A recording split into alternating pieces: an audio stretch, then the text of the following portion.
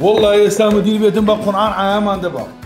ام باش الدنيا بتم نقول فانا دوك ليش نتاو نكرديا والله بصابي حنا بين شدما اخي كينه اورو شتي اورو صبينا نبي دمني او مشكي مشغوله مشغوله طلبت معك والله وي بس كل حال ابو زميلي خوما ابو مرتعموني خوما توابيكا ماشي مع الوسادة محمد الفيديو والله يا مشغول شو ها ورود بوشني دو سري قابين دو سري نو نيجا كاكو بعد الدب والله تعالى نيجا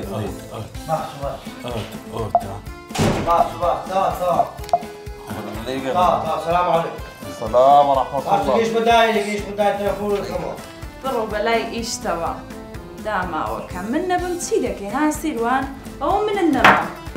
روجا قايشة روجك سويتشا يك حفتة سويتشي بزركر آخر بياو توبلا مشكل لشويبه والله بيرو بياو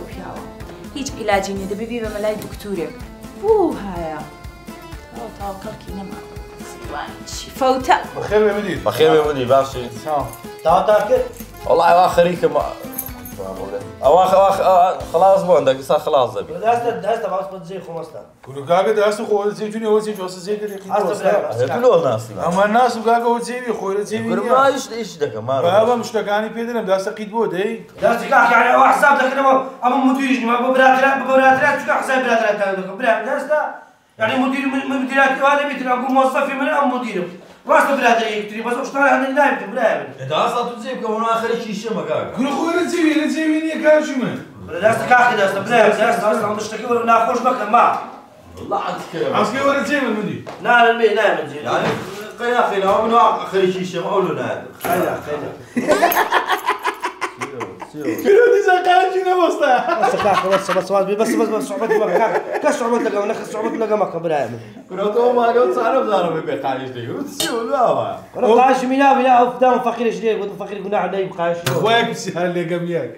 او تقول لما انا نقول حمام ثاني لو حمام مالي كاك فلد هو سدر لنا غسال اللول لو هالولي لولاتو يكون خزاننا غسالش يكون همش لنا غساله وانا انا ترتر وتينا لا ده ترش صر ما تاكيش من خسر ما ترى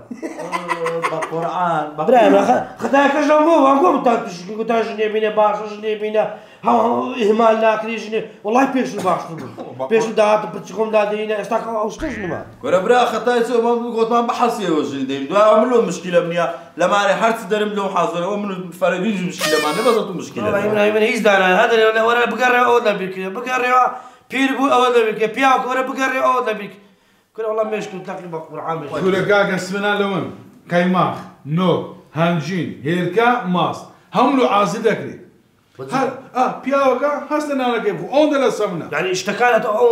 خذ حازمك خيزات انا حازمك ها اري والله دبي حاضرك كاغا مرتو مشكله ماني بابا مساله شكريه لي لماني لدري الشارع لما تصير ريون يا نازل والله خوش قم الريش خوش قم بك مريش تجيني مريش عسل كريف شويه